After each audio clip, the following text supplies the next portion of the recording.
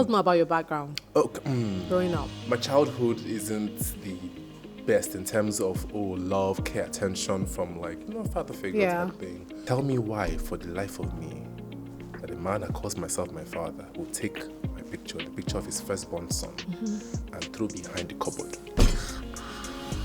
If he hit me up, I'm sorry for cussing. He messed with my head. Do you know what it means for your father to look in the eye and say you're useless?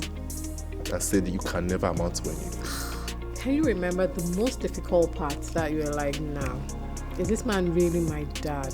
He used to soak this horsewhip in a custard bucket with pepper inside. He tells me to strip and he begins to, flog me and stuff like that. And I was begging and I was shouting and he wasn't listening. And then I got up. So because of that, I remember looking through the veranda and saying, I'm gonna jump. But I didn't say it out, right? And then I was gonna jump. I was going to jump. Our neighbor, because it was a flat, lived under us. So he was driving in. And then he stopped at the gate and saw what was happening. Then he started shouting, like, what's going on? So because it was a glass door. So he stepped on the door and he broke. This man walked in, stepped on broken glass, and this is how he carried me from the veranda and took me to his flat stairs.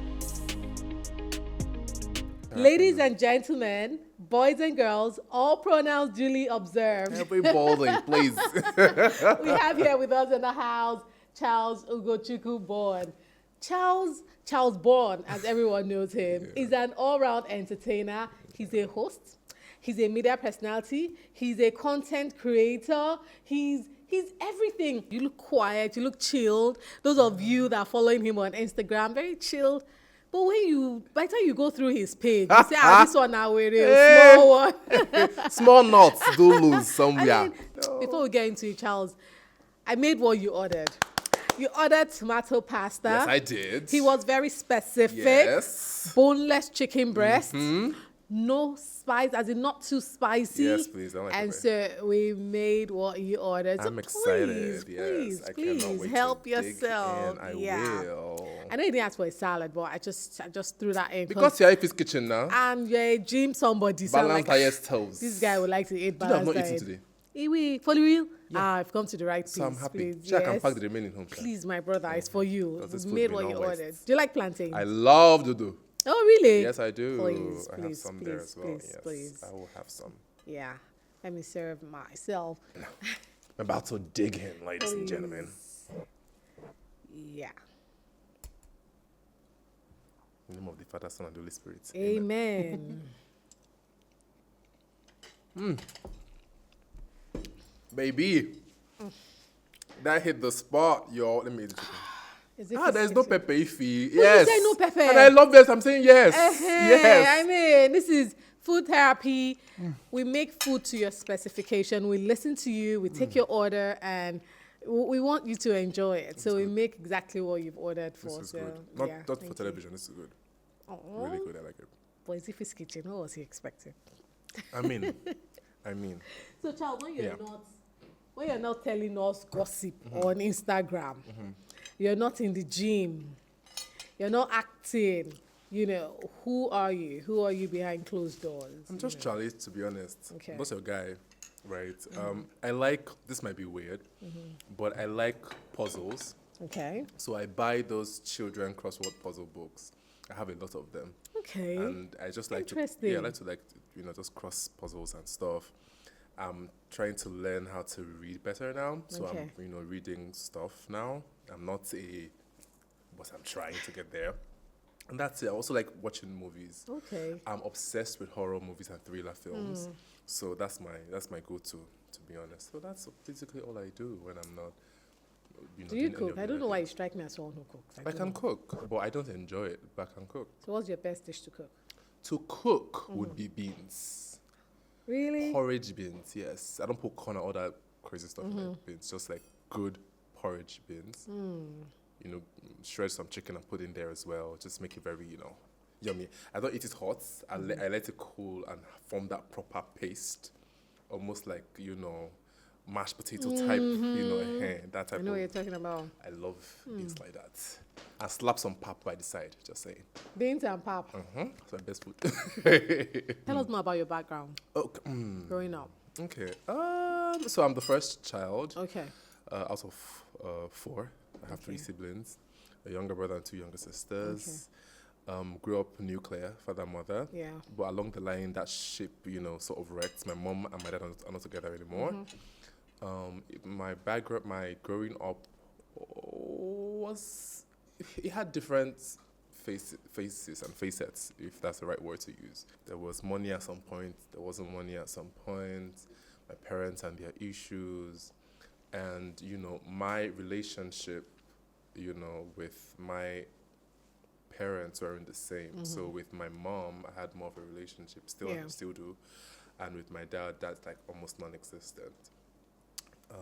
And that was weird because with my younger siblings, there was a relationship, but with me, it was somewhat different. So it was almost like you're walking on eggshells in your own father's house. Wow. So it wasn't the most. My childhood isn't the best in terms of love, care, attention from father figure type thing.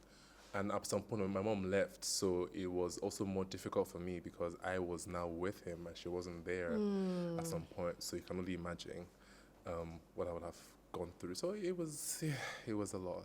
I can't lie about Why it. do you think that was? He showed attention, love to your younger ones, but not you. Do you think it was tough love kind of thing? No, I don't think it was tough love. Now that I think about it in hindsight, honestly speaking, I have taken time to think. Right? Yeah. And I said, so what would it have been? Yeah. Giving him excuses and stuff.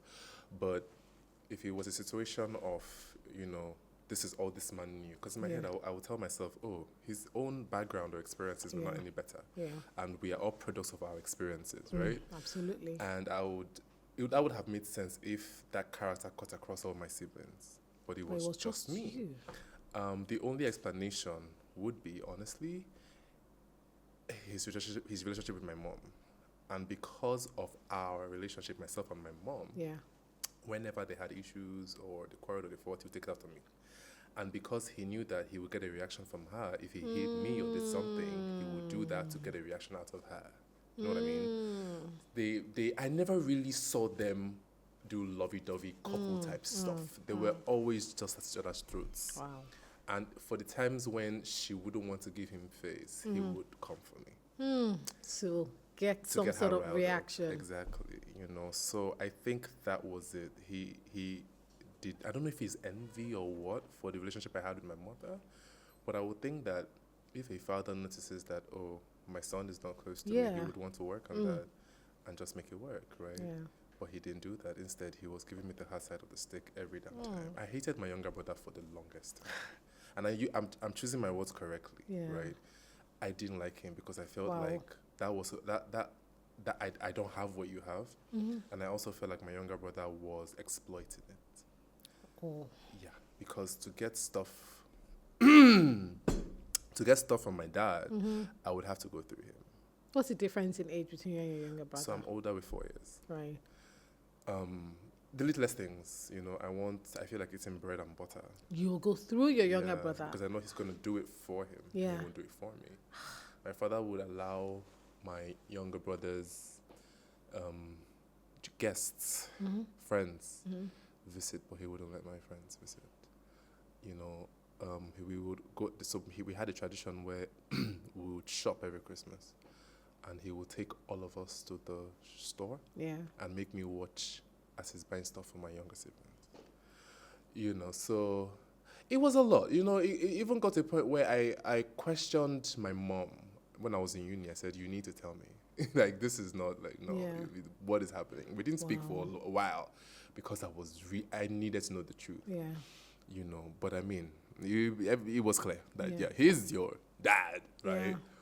But till now I can't imagine that type of thing or that type of, I don't want to call it hate or whatever, but that he had for me.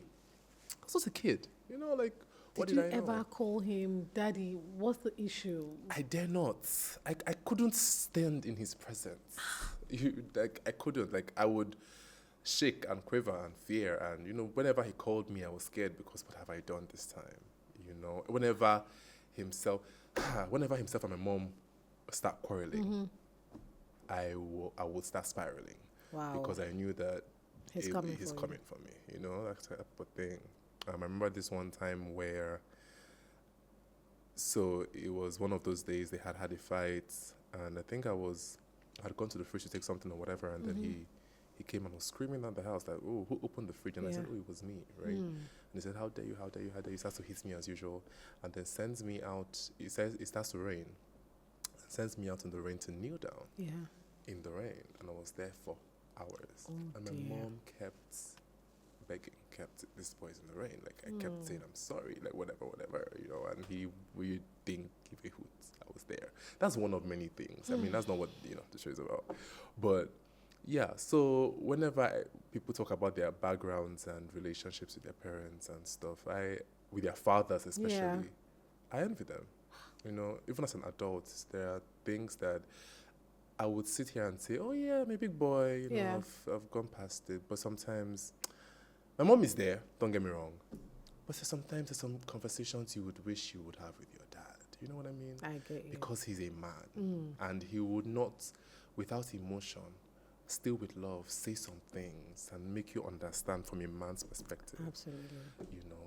And that dealt with me, that entire thing that he did dealt with me so much so that for every other male figure who tried to be a dad to me, quote unquote, I was always afraid. I would never totally be, free, and all of that, because I really didn't want that type of experience again, especially after I had left Lagos, finally.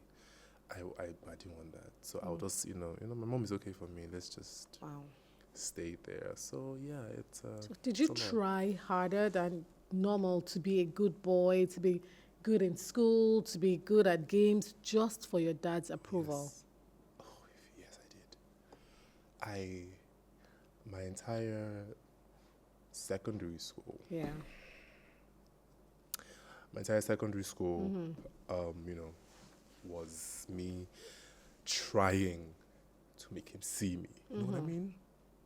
You studied harder. Studied harder, worked harder than usual, and he would always. My younger brother was quite intelligent, so he's always been the A student. So that feeling when you're back from school, and everybody's dropping their results, and and my father is constantly comparing me to my younger brother. Part of the things that made me hate him at the time. So I was always trying to perform, always try, what can I do? Do I do debating and literary? Do I do, what is it that he wants me to do? I never knew math. Never knew, but my brother is so gifted that as a child, as young as he was, he knew the math I was doing in my class. And I would beg, okay, teach me. And there's some things that he would say and do, will get to me because the reason I'm trying to do this, and so yes, I was always trying to be a better version of myself because I wanted to impress him. Even though that didn't still work. Tell me about your brother. My younger brother is an interesting person. He's very intelligent, ridiculously intelligent, very handsome, very smart. He's a great guy, He's very stuck in his ways. My brother is a choleric to the core. He's not. He's worlds apart from me, worlds apart. And everything. If you saw him, you wouldn't believe that we're brothers. You would not. He's a great guy. So how did he feel all those years when he would see your dad treat you a little differently? Yeah, maybe when he was younger, he probably would not understand. But as he grew, because this happened, you said, up until you were in university. Yes. So your brother must have been mature. See, he saw all this happening. Did he in any way try to intervene on your behalf? Did he talk to your dad? Did he put his foot down? Or did he enjoy it? What was he like? So I would think that when we're younger, secondary school, he enjoyed it. Because of what I saw. Yeah. If he did put his feet down at any point for me, I wouldn't know. I never saw. But my younger sister did that at some point, passively and even directly. Yeah. Even though there were times that I heard, I mean, when I was serving, I was away. When I was in unit, I was away. I had heard some things, some altercations that happened between himself and my dad, and things were said, between them, or back and forth. But I can't say that, there's a way your sibling, brother or sister, would defend you. You would feel that they are fighting for you. I didn't feel that from him. I felt it from my younger sister. Even as a child, there were times that he would do what he would do. And I remember this one time, so I don't remember what happened, but something happened, and then I was in bed, and my younger sister, I think she was like, what, 8, 9? Or something, and she crept into my bed. I was under the duvet, and she entered under the duvet, and she held me and started cleaning my face. She was a child, but she felt what I felt. And this is something that just happened between you and your dad. Exactly, and yes. she came and... Yes. And my brother your brother was there, nowhere. but he didn't do that. So... How do you feel towards him? Is there, deep down, do you still resent him? No. How do you know you don't? I know because I feel for him different than I feel for my dad now. Right. So that's how I know I've forgiven him and I've let go. Because the way I am naturally, I think things through, and I think from different perspectives, right? And I say, what's there really not to enjoy as a child who is getting all the attention from their parents? And even the only one getting that type of attention. It's not an excuse, but there is that. That's also a real emotion there. Even though I'm not saying, oh, he shouldn't have done something for me or whatever, but like, there is that. Yeah. And it's okay for a child to want to enjoy that, So that was my excuse for him for the longest time. But it wasn't until older. uni. Yes, it wasn't until uni that I told him to his face. Yeah. I said, I forgive you. And he didn't understand why. Because I never really had a conversation with him. Yeah. And he said, what do you mean by you forgive me? And I said, then we sat down and had a conversation. And he said, oh my God, that he never really, it wasn't, he didn't plan it. It wasn't something that he had, he wanted to happen. I said, I hear you, but I also don't hear you. Because we had another sibling who did what I wanted him to do. But I honestly forgive you, And as well, I know that it also wasn't really his fault, because if I had a dad who didn't do that, there wouldn't be that feeling. You know what I mean? And that's why I always say that it's okay. I don't think everybody should be a parent. If you're not ready for it, that's not a healthy thing to do. If I didn't get to a place where I sat with myself, forgave myself, and I said I was ready to forgive my brother, imagine what would have happened. Yeah. You know what I mean? So it's very interesting. Yeah. So were you relieved when your mom and your dad packed up the marriage and your mom walked out? I was going to say this on national television, yes. If I was relieved, one for her, because she was going through a lot. Domestic violence, emotional abuse, all that horrible stuff.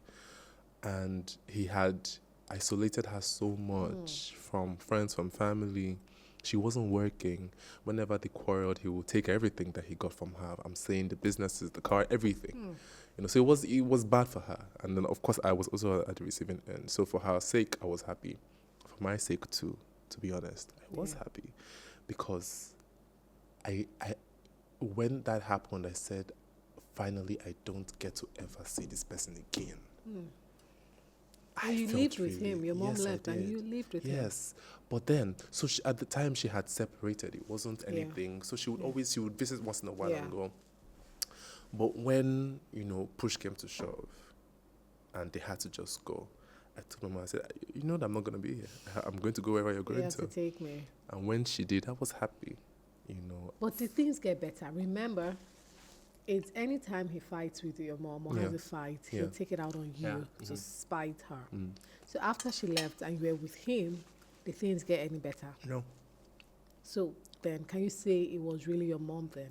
So he knew that I was in constant communication with her, even when she wasn't around. The only way to get at her, even when she was not there, was still through me. Wow. So when I would complain, she would cry. He still had a hold on her, even when I wasn't there, when she wasn't there. Do you think your mom showed you a lot of attention and left her? You're the firstborn. Yes, I am. So maybe being the firstborn, she showered you with so much love and affection to the detriment of your dad, and your dad was jealous of your position in your mom's life. No, I don't. I don't think so, because of the genesis of their relationship. I wasn't exactly born in his house. You know, there had been a whole, I'm the father, I'm not the father situation. Okay. And she had said, no, well, okay, I'm just going to go figure, it's okay, right? Okay. But then I was born, Yeah. I'm Igbo, I'm male. Yeah. There, you know, what it is to be Igbo and male. Yeah. And I'm the first of his. So his Yeah. people came back begging. We're sorry for how he acted. Yeah. This child is male, and this is first, so Yeah. please come Right. back, right? So there was that. Hmm. So it wasn't a situation of love, because according to my mom, she did love my father. And she tried, you know, I mean, she did everything he said do. She stopped working. My mother had served at the airport and gotten retained, and he said no. She wanted to be a broadcaster. In fact, she was going to be one of the pioneer broadcasters in Nigeria. He said he didn't want her to be on television. Wow. And all those. And she did everything that he said. So if a woman doesn't love you, she wouldn't do those things. True. No? You know, but he never just, he's a very controlling person, you know, and just wants to always have it his way. He doesn't believe in dialogue. He doesn't believe in, let me hear what you have to say. You know, sit down, hear me. My word is law. That's what you're going to take, you know. And yeah, my mother being who she is, she's somebody who enjoys dialogue. I want to hear you, hear me. Let's reach a consensus, which I would think is what marriage should be, you know. But that wasn't what they ever practiced, and yeah. So I don't think it was a function of her showering me with love over him or anything. No, it's just, you know. And people would always say that I look like her. Okay. And when my younger brother came, there was a conversation about how to be honest, my younger brother looks like my father. Straight up carbon copy, right? And I am of my mom, to be honest. So I think all of those, I don't know, or maybe some of those things were also, You don't know. I really don't know, to be honest. But yeah.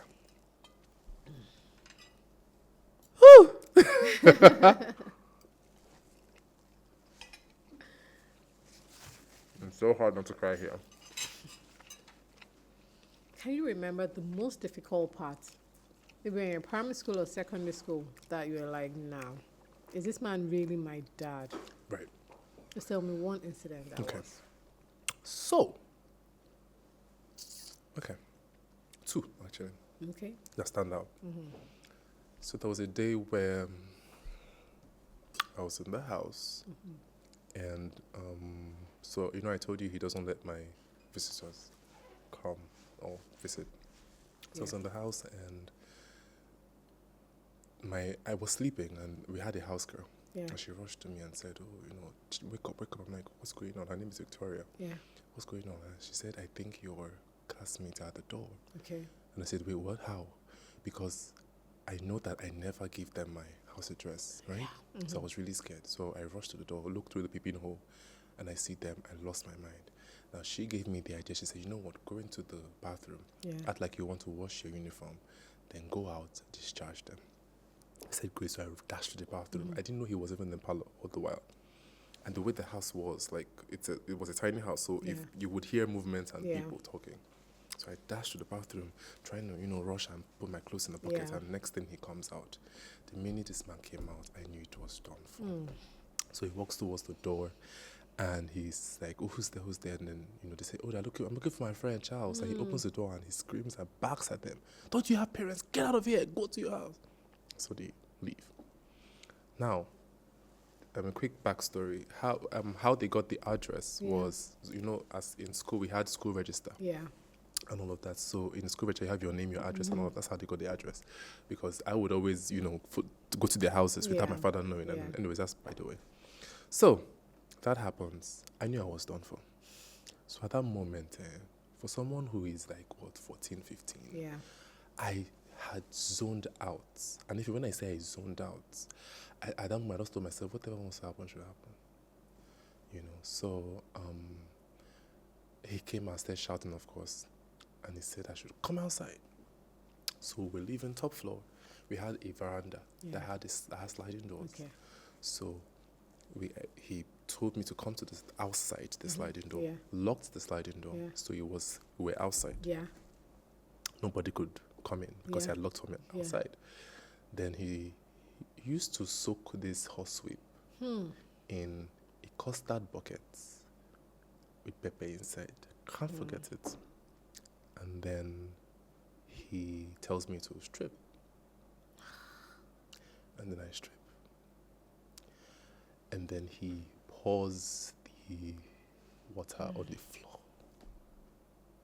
Then he said I should lie down on it. So I lay down on the floor. On the floor with the pepper water. Exactly. And he begins to, flog me and all of that. And I remember saying, whatever wants to happen, to happen, and I'm done. And I was so numb, and I was begging, and I was shouting, and he wasn't listening. And then I got up. So because it's a veranda, fuck.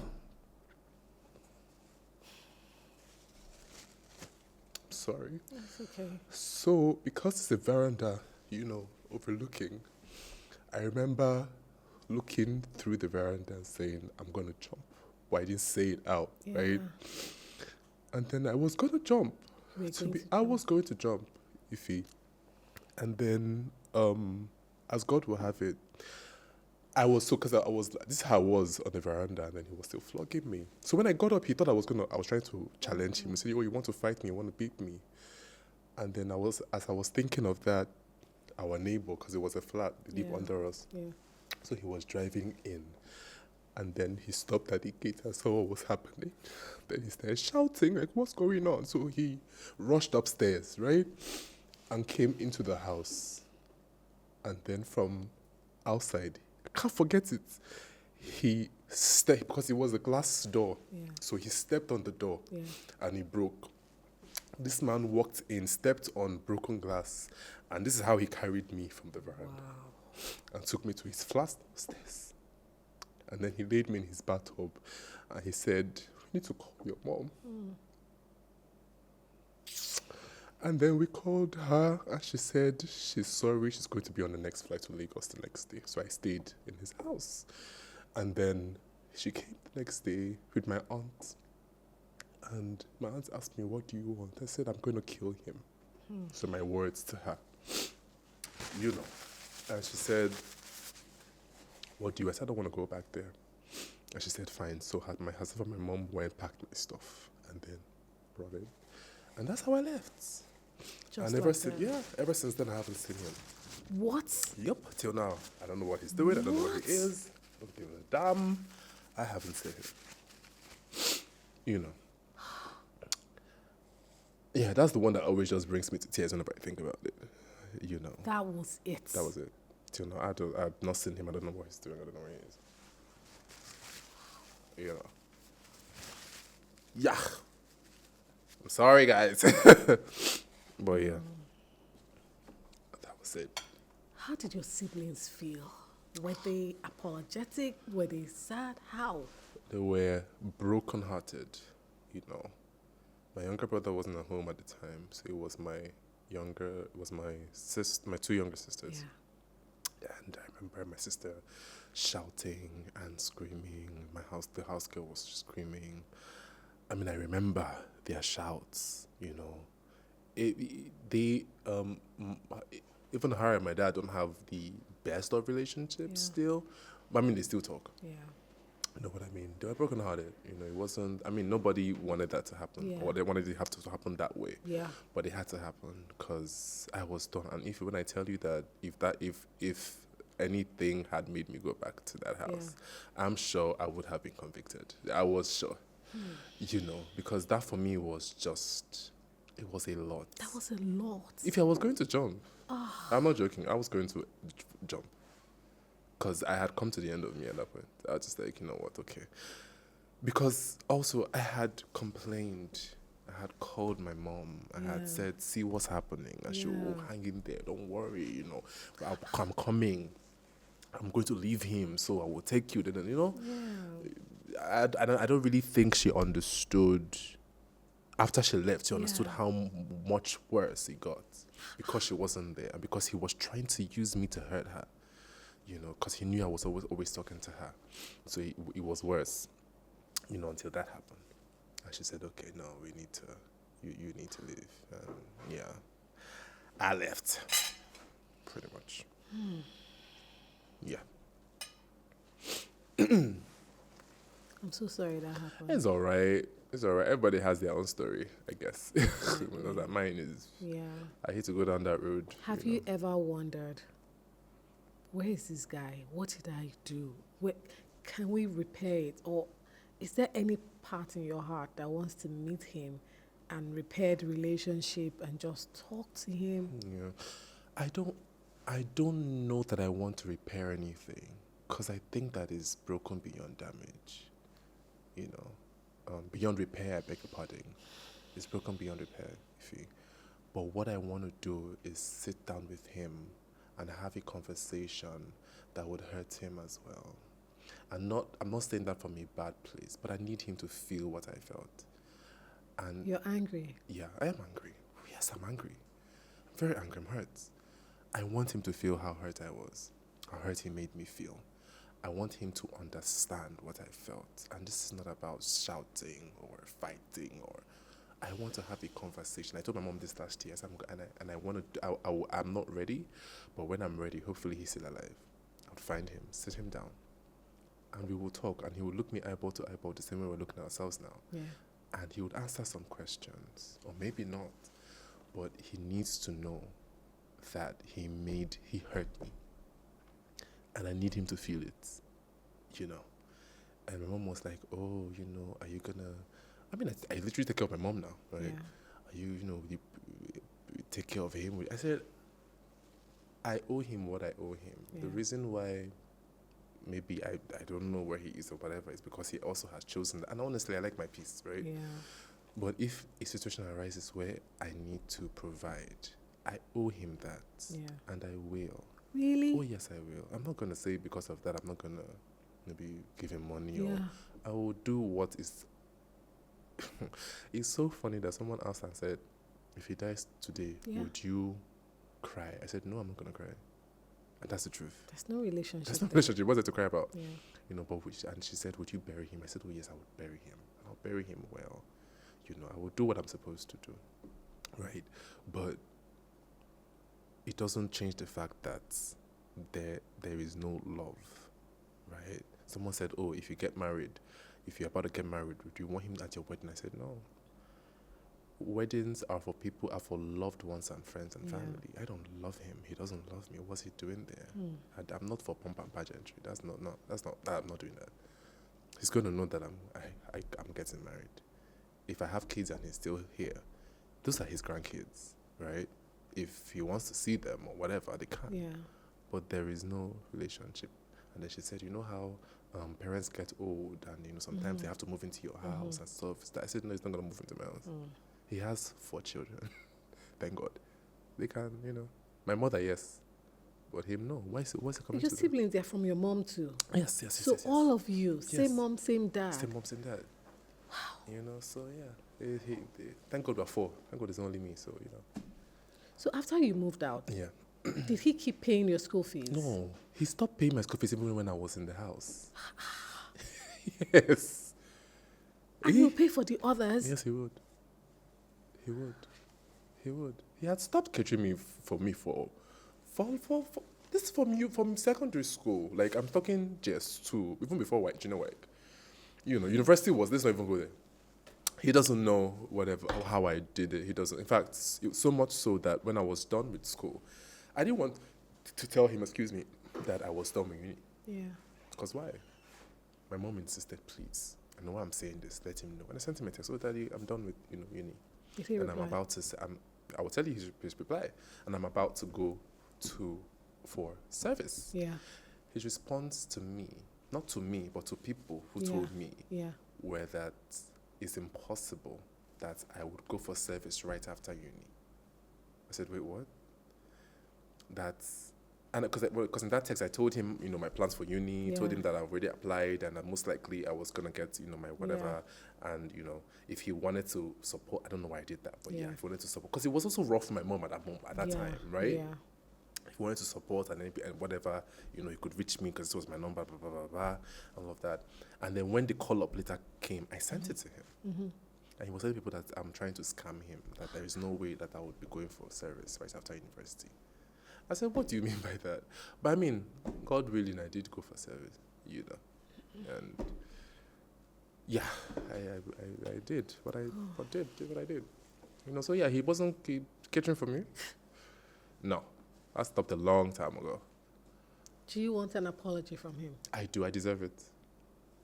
And it doesn't mean I'm going to forgive him. Or maybe forgive and not forgive, I don't know yet. But I deserve an apology. If he fucked me up, I'm sorry for cussing. He messed with my head. You know what I mean? I felt inadequate for the longest time. Do you know what it means for your father to look you in the eye and say you're useless? And say that you can never amount to anything? Constantly telling me those words. In fact, some of the fights that happened between himself and my mother was because of that. She was like, you can't keep telling your son this kind of things. No, what is this about? Yeah. And he wasn't listening. He said, it's because I'm useless. We had a portion of the parlor where the family pictures were displayed. It was like a cabinet. Yeah. My dad's picture, my mom's picture. Underneath it was all of us. Yeah. Tell me why, for the life of me, that a man that calls myself my father will take my picture, the picture of his firstborn son, and throw behind the cupboard. This is a lot of things. So whatever I remember, I will tell you. So so when you see things like this, and did uncles, aunties, did anyone intervene? Like, that's not normal. Intervened. Why? Let's even leave me up from the equation. Yeah.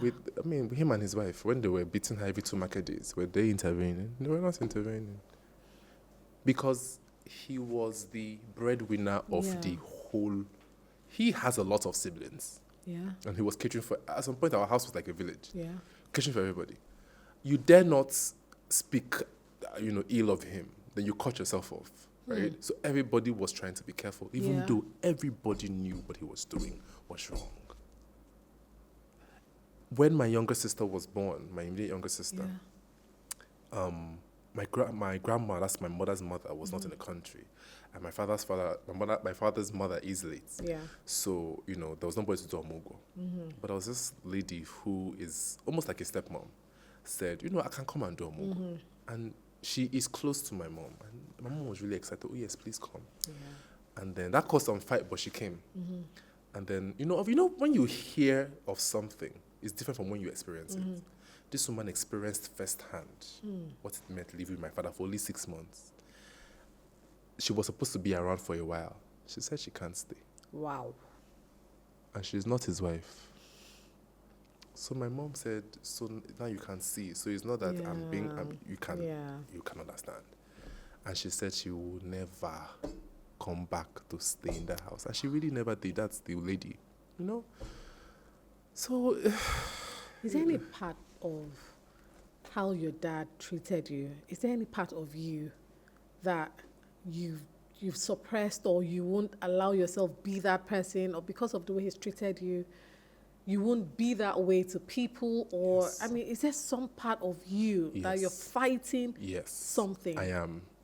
And this is one of the reasons why it's a constant struggle. I remember talking to someone and I said, there are traits I see, and the first person I remember is him. And I'm like, I can't. No, my father has a temper. Yeah. And I remember from uni, I started to see it. Like over the littlest things, I would just flip. And I'm like, no, this is not, this is not who I am. My father can be very condescending, when he wants to. He can be very authoritative as well. And even now, like right now, as I'm speaking to you, like in my adult life, I have seen moments when it's looking like I want to do that. Yeah. And I reel myself back in and I'm saying, no, we're not doing that. This is not what you want to do, treat people like that and stuff like that. Down to relationships, down to my love life, down to, it's a lot, you So know, you're constantly battling not to Constantly. be like that. Constantly battling to be like him. That was a picture I posted one time, and then my cousin said, "Oh my God, you look so much like your dad." I flipped. Really? Oh God, I flipped so fast at her. She called me and said, "Oh my, I saw the picture you posted." I'm like, "Oh, thank you." Like I said, "I love it. You look like your dad." I screamed at her on the phone. You would think that she did something ridiculous, and I said, "You never say that. Wow. I don't want to ever hear it." I took the picture down. I said, "I don't want You to. don't ever want hear to it. look I like him. I don't want to look like that person. That's not who I want to model my life after." Wow. You know, I don't. I remember this one time in primary school where we would, you know, how you would typically have open day for your kids and Yeah. go and see their books and things. And my mom had come to see my books for my open Yeah. day with her friend. I don't want to mention his name, but yeah, you know, and this was the first time ever my classmates were seeing a father figure Yeah. for me. So I was in class literally, and everybody knew my mom. So when they saw my mom walking in, everybody ran into class. "Oh my God, Charles' daddy is here." I was like, "That's impossible." Like in my head, I was like, "Oh, what?" So when they walked in, I saw who she walked in with. I didn't know him. Yeah. So they came, saw my book, and he literally acted like my dad. And for the first time, I felt, you know how you feel, well, this is what a dad should be like. Wow. And I remember I was a child. I was primary school, but I remember Yeah. it. And even my mom remembers it too, because Yeah. he remembers it. And then they were done, they were leaving, Yeah. we were walking downstairs, and everybody was reeling about, Yeah. because in primary school I was quite popular, and everybody was reeling about how, Charles' dad, and he's very tall, he's masculine and everything. And I remember slipping my hand into his hand and holding him for a minute. And the peace I felt, you know, like I felt like, yeah, this is what a dad should be, you know what I mean? For those few moments. Unfortunate, but yeah, that happened. Please go ahead. That happened. Wow.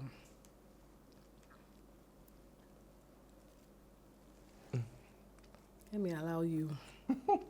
Eat.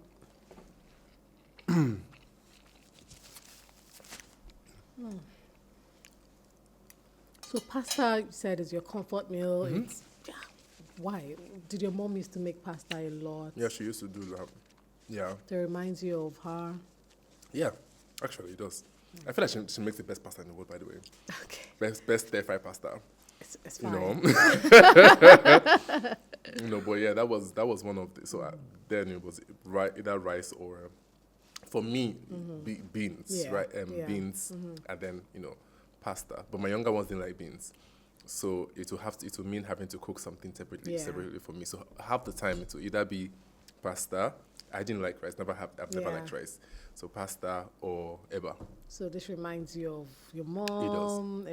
It does a lot.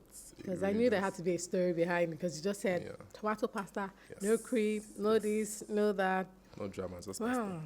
You see, I've often wondered, right? Talking about your dad and what you went through, I admire your courage so Thank you. much, because in Africa, I don't know, Nigeria, men don't come out to be that vulnerable Yeah. and speak about things like that. So at what point did you say, man, screw it, this is my story and I'm going to share it? And was it out of anger? Why did you decide to speak up? Right. So it wasn't out of anger. I just knew that if I needed to heal, Yeah. speaking about it is part of the process. I had bottled this up for the longest time. Remember I said I left, Yeah.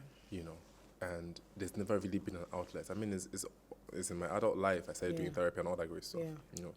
There's never really been an outlet to just say these things. And I also wanted, you know, and not to sound, you know, super intelligent or anything, you know, or bougie, but I also feel that this trait Yeah. is something that, because I have conversations with my friends, Yeah. some of my friends, you know, and you see these traits in a lot of millennial fathers, if that's how to put it. So we are millennials in our fathers, right? Most of them were either absentee dads or bad dads, so it was a thing, you know. And I mean, I've sat on tables with guys, and we're just gisting about our dads. Yeah. and maybe only one person has a fantastic story. Everybody has one horrible story or the other. And then you begin to wonder, so why, was that a thing at the time? And part of it I came to realize is that, like I said initially, we are products of our own experiences. And if that was passed down to them and they also had no outlet to express or to talk to each other or whatever about it, they would pass it down. So I said, speaking with guys like me, right, about this and telling ourselves, guys, this is not the way to go. We're not going to repeat this cycle. If we're going to have kids and have children and have families, let's not repeat this cycle. Let's be better for it. It's not going to be easy. It's going to be hard. Yeah. But we need to be better for it intentionally, So that's part of the intentionally. So that's part of the reason I said, you know what, let's have this conversation. Let's even talk about it. Let somebody out there know that, yes, you might look at a person like this, but they also went through, somebody went through. And I always seize every opportunity I have to talk about God. I'm big on my faith. And I know, and this is not because it's now trendy to be Christian or whatever. Yeah. I know what God has done for me in my journey of just healing. Yeah. And how he has really helped me to release myself from lots of baggage and, wait. Am I there yet? No, it's a process. I was going to ask. It's a process. It's not easy at all. I can tell you that for free. But he's helping me. Yeah. You know what I mean? And that too is also very important, the God factor. I can't say for any other thing what I know about the other person worships, but I'm speaking for myself and what I do and what I worship. And I know the part it has played. That I can even sit here and talk about it without going berserk is really good. Yeah. You know what I mean? I remember when I started therapy, I couldn't have this conversation. Wow. I couldn't. I told the lady, I said, I don't want to remember it. Wow. And it's crazy how, as parents, because if anybody who's out there who you want to have kids, your parents, whatever, be very careful of how you treat your kids, what you say to them, what you show them, whatever, because how do I put this? It's crazy how I moved this experience to, I want to say, the back of my brain. Almost like it didn't happen, but it happened. You know what I mean? And then when these conversations started happening around therapy and all of those stuff, it felt like, I don't know how to explain. It felt like pins and needles. It felt like going somewhere that I don't want to go, and it wasn't the best feeling, So you don't also want to raise kids that have to deal with all of that trauma and having to compartmentalize and say, let me just move this away. I don't remember. I have a friend who says to me, she says, Charles, I don't know. I feel like I'm going to go for therapy. I'm going to lose my mind. I said, why? She said, from age 9, she remembers that she was raped at age 9. She said, I know I was raped and I know who did it, but from age 9 till age 12, if you look at the age difference, I can't remember anything. I said, blocked that out. Yeah, I'm like, how is that even possible? I don't know. I don't know how I blocked it out, but something really bad must have happened. So much so, I've been with her where she's asking her mom, what happened? Where was I? What was I doing? I remember my 12th, from 12, I remember where I was, school. I remember, but what happened within this time? And her mom, it's well. And I mean, it's not my business. It's not my business. I'm not going to start probing. Yeah. But, so, yeah, it's a lot, but we're healing, I guess. What are you going to do differently when you have your own family? I'm going to be intentional. I'm going to be, and that's why I'm not in a rush to do it. I'm going to be intentional. I'm going to love my child. And I'm going to show them that I love them, that I see them, that I understand. I'm not going to be one of those parents, and I know I'm not going to be one of those parents that would just be a parent because of, I'm going to be very involved in their lives.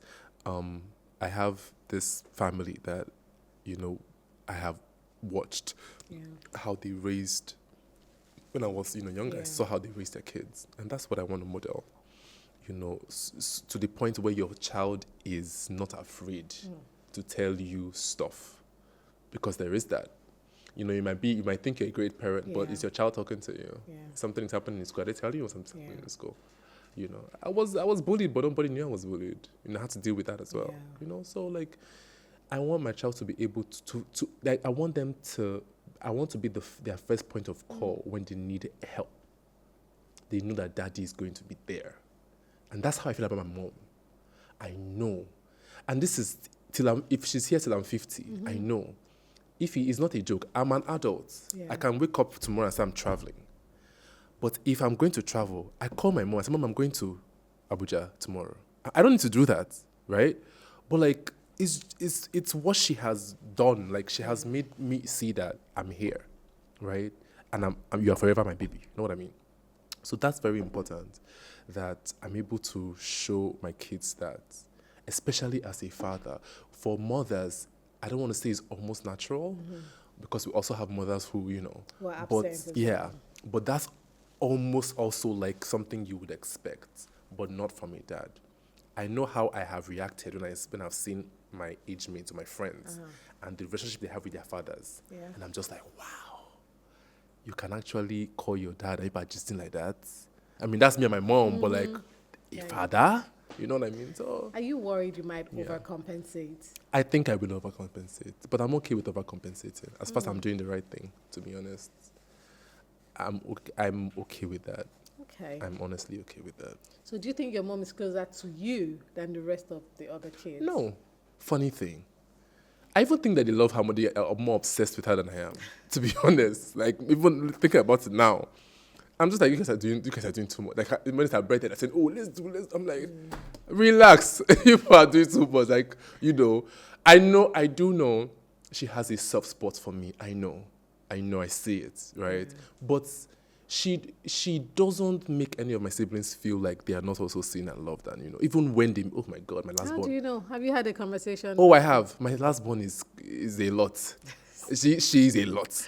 But, when they have their fights and, disagreements and everything, I know the conversations that I had and I have with them. And everybody recognizes the fact that, no, this woman, my mother is, she how people talk about African mothers? My mother is not your typical African mother. Things that you expect African mothers to do, that's not what she does. My mother is such a critical thinker. And you think that, when you tell the African mother, for example, this thing, and they'll say, oh, Jesus, I have to judge you. And that's not my mom. She's saying, okay, I hear you.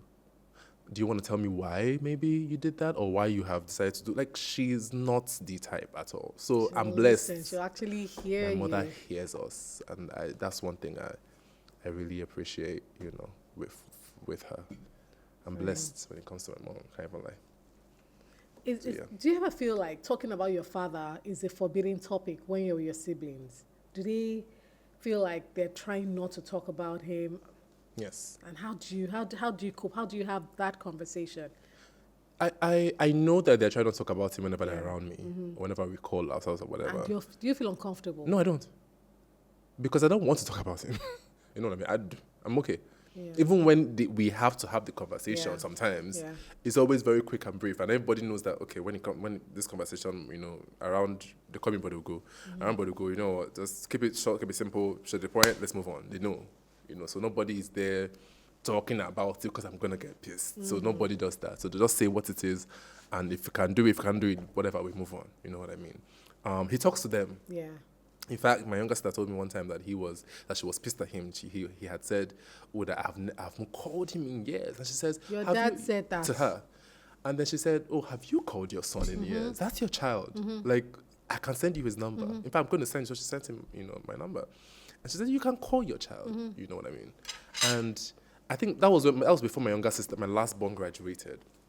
So, and I told my last, I said, if you need something, and I can do it, talk to me, tell me about it, And she said, yeah, I mean, of course, it's a standing rule, everybody knows that. And then my father texts me on WhatsApp.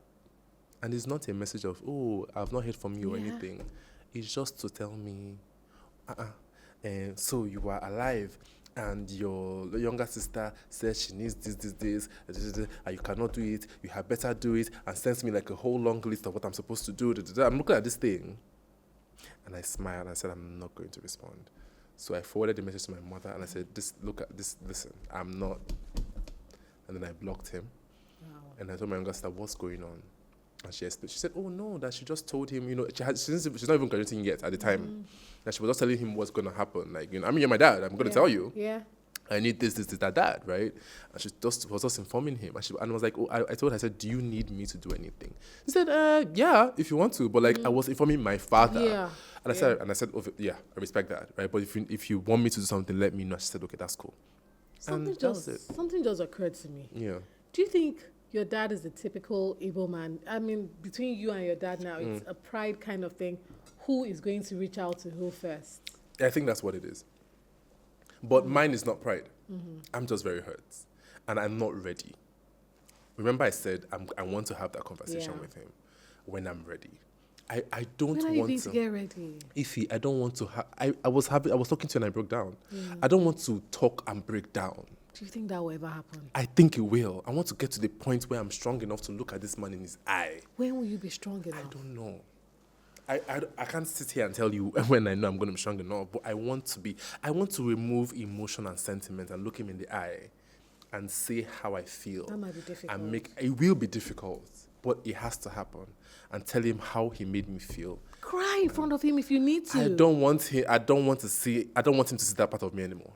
He's not going to have the pleasure of seeing me tear up because of him anymore. I'm done. I'm not going to cry because of fucking child support. I'm not doing that. He's not going to see me cry anymore. So is his name Charles? Yes, his name is Charles Bond as well. I'm going to stare him in the eye, say what I need to say, and that mean business. I'm not going to shed tears because of him anymore. No, I'm not going to do that. And that's why I said I'm not ready, because I know that I haven't gathered up that momentum yet to be able to do that and have that conversation, because it's going to be a long conversation. I mean, we're just taking this an abbreviated version, obviously, I'm telling you, but there's so many things that have happened, Ify.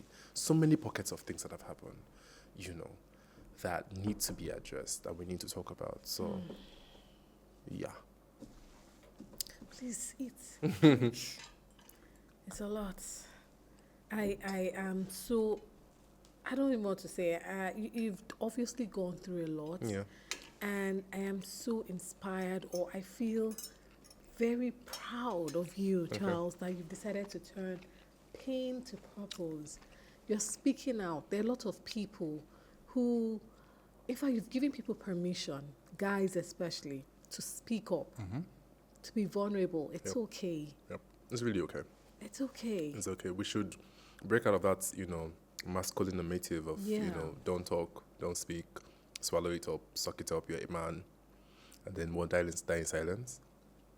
It has to end with us, because that's the reason why we have deadbeat dads, because they also didn't have these symposiums and these conversations. They didn't know who to talk to or who to go to. I feel like if they maybe had that, it would, hearing voices of reasoning in their ears every now and then would help them. And, they didn't have that. But now we need to have that. We need to be able to express with ourselves and say, guys, okay, like, relax, like, we there. If anything, they call me. Yeah. We'll talk about it. We'll encourage each other. Just move, you know what I mean? So, yeah, that's what I think. So, did you know what your father wanted you to be? Like a doctor, a lawyer, what? I wanted me to be a lawyer. I mean, I wanted to be a lawyer. So what happened? I just woke up one day and so he used to make us watch Network News at 9. Newsline at the time, Cyril Stober used to be on the air. And I remember watching the news one day and I said I wanted to be like this man. I loved how eloquent he was. I loved how he was reading the news. I loved his enunciations. And then my father used to buy newspapers and stack them in the house, old newspapers. So I would take some and rehearse in front of the mirror. I thought it was broadcasting at the time. I didn't know it was mass comm or that great stuff. Yeah. And then I said, okay, I want to do this. Even my mom was surprised. She was like, are you sure you want to do this? Because she wanted to do that too. And I said, yeah, She was like, you make a great lawyer. Because I am still very argumentative. I state my facts, and I da. And I'm like, I like the idea of law, but I really think I would excel if I, in this field. I just like it. You are. And I'm trying. You're doing so well. And I did that. So, yeah. But he wanted me to be a lawyer. So do you think there's a part of you who wanted to become a broadcaster because your dad wanted you to be a lawyer, so you're rebelling? No, I don't think it was. No, it wasn't nothing rebellion. To do with him? No, it wasn't rebellion at all. It wasn't rebellion. It was just pure interest, to be honest. I mean, he didn't like it for a while, but he got the memo at some point. I remember him asking, "Are you sure? Is this, I mean, of course, at the time, it was not, if it's not medicine, if it's not law, if it's not engineering, what are you really doing?" Exactly. You know what I mean? And I said, now. this is what I want to do. Yeah. It's been amazing, delightful speaking with you. Thank you. Like, I felt your pain. I felt it, and I'm glad you started healing. I'm so glad you started healing. It might take a while, like you said, but you're going to get there. Thank you, darling. And have the opportunity to speak with your dad and probably have answers, because I know you want answers. I do. Too. I do. I'm so glad you're also speaking up and encouraging people and letting them know it is fine. So tell me, Yep. what is Charles Bond? I love your name, by the way. Thank you. Charles Bond. How do you tell people? Tell me when they ask you what's your name. How do you say? Hello. Hi, guys. My name is Charles Bourne. I always tell people that that's the only good thing my father has done for me. That name. Woo! I love it. I love the name I can't too. even lie. In primary school, funny thing, they used to address me as Bourne Charles. Right. And they say it together. Bond Charles. But then when I entered uni, I was like, no, call me Charles Bourne. And for me, what's even more interesting is the fact that people think it's a nickname, but that's my real name. Yeah. My Bourne is actually my surname. And the fact that they say my name together. So it's Charles not Charles, it's Charles Bourne. Like, and it just rolls off the tongue. It's easy. It So reminds me of James Bond. Like, I'm Bond. James Bond. come on now. Better don't play it. That is so cool. Yeah. But where is Bond from? What state are you from? Imo State. So what's the meaning of Bond? So the story there was that the family has a surname, an Igbo surname that must not be shared. But my dad's father, his first name is Boniface. Okay. And my dad did not like the ring of the sound, whatever, of his own family surname. And he said, oh, you know what? We're not doing that. I'm going to, take the Born out of Boniface and add an R to it. Literally. That's what he did. And that's how Born was born. I love the name. Really, really cool. I do too. So what are you up to, Charles? What are you working on now? What's Woo! in the future? What's in the pipeline for you? Girl. So I've always, dreamt of doing my own productions. Okay. I'm working currently on like my own like personal feature like podcast, and I will invite you very soon. I'll be to happy come on my podcast. Yay. That's what I'm that's what's in the pipeline right now. I'm working on. Of course, more films. I eventually want to produce my own, stuff, but it's very expensive to produce film in this country. Jesus, when they knock me bill, I say, wow, wait. But yeah, I really want to do that as well, and not just films. I want to be a producer across board. So even if it's not my own production, I want to be able to produce stuff for people. I love television shows. I love talk shows. Somebody was saying that, the era of talk shows are dead. I don't think so. I think that something can happen, hopefully. Yeah. But that's the kind of things I want to also produce in future. I live for the arts and entertainment, to be honest. So we can see it in you. We can see it I really comes like through. it. I've often wondered, do you have friends? Yeah, I do. Who are your close friends in the industry? Waje. Okay. Oh, yes. I think everyone knows. Everyone knows. Like, That's your friendship my girl. is beautiful. Thank you. Love it. Thank I love you. it. Waje is my friend. Yeah. GJJ Blaze Oyegbile Okay. is my very good friend as well. Tokwe Olowoni in the industry. Yeah. Very, very good friend as well. So yeah, these three people really, really Keep it close, tight. close and tight. Yes, Right. please. Yeah. So you don't have friends who you think you've been friends, but person started behaving somehow and you had to block them? I do have those friends in the industry, Yeah. but I'm not going to give them the pleasure of mentioning their names on this show. Really? But they did me dirty. And I'm saying relationships that started from way back. Yeah. I'm saying when we were nothing. Yeah. When we used to trek and dream and hunger, and we would hold our hands together and we would pray and say, don't worry, it's going to be better, But it got better for some Yeah. before others. Yeah. And they felt like, we're not the same level anymore. Did they say that? Yes. Were you the one who They perceived said that to my They face. said to If you, I trekked, like your friend that you people were tight. I trekked from, I will tell you who after the show. Okay. I trekked from this person's office in Lekki to Ajah where I was at the time. I trekked home After the person told you to my face. I couldn't believe it. we're I was not in on the shock. same level. Because I had said, can we talk? Because I noticed it. Yeah. I said, everything they happen, my sweet friend. Talk to me, what's happening? And I went there, I said, please, what is happening? You know what, Charles? The truth is we're not on the same level anymore. They were saying some other things, so but I can't remember what I just stood up and picked my life. And I remember I was just walking and I saw myself at home. So what happened? Are you still friends with that person? Oh, we are cordial. So I remember calling my mom and telling my mom, say what happened. I'm saying this person knew, our parents knew each other, our mothers knew each other. Yeah. Then, if you're looking for me, because we live in Abuja, I told you, Yeah. if you're looking for me and I'm at home, Yeah. I'm in this person's house. Right. That's how close we were. And I told them, I said, Mom, see you. Yeah. And she said, that's life. You know, they're friends for, my mother told me something, she said they're friends for certain seasons, and you need to understand that. And it's okay if this season has passed. It doesn't mean you are less of yourself or whatever. Don't be spiteful, don't hate, it's okay. So even when things started picking up for me somewhat in the industry, and they started reaching out again, I maintained a very cordial, not open, but I was, well, how far now? What's up, man? That's it. If anybody told me 15 years ago that I would be treating that person like that, or the treatment I would say is impossible. Wow. In fact, people would argue that we're going to get married together. Wow. Yup. But that happened. And, I mean, it hurt me. It cut me deep, I can't even lie. Hurt me bad. But I said, it is what it is. Do we still talk now when we need to talk? When we stay at events or something and we need to, play for the cameras. Yes, we do that. Because, I mean, in show business, we need to, once in a while. Play for the camera. I like that. Yeah. Fake kisses, air kisses, and all that great stuff. And after, once the camera, light, action, off. It's done. We're back to somebody you were.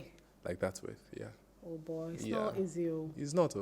It's not. I'm saying, everybody, nobody could believe it. I said, what? You and this person? How? Sure. I said, such is life. I don't get money, they get money before me. What to do? So yeah. Oh my goodness. Now I'm going to let you eat now. I mean, Please. It's been a great pleasure speaking with you. Thank you for coming Anytime. on Ife's Kitchen's Food Therapy again. I'm so glad we had this conversation over food, and I wish you all the very best. Thank you. I really appreciate it. Thank you so much. Thank you. Right.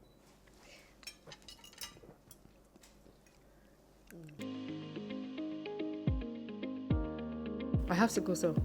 This is not something I can easily change. Then people were like, you will go die tomorrow. Who wants to marry you? No. Oh my God, I've got chills on my goodness.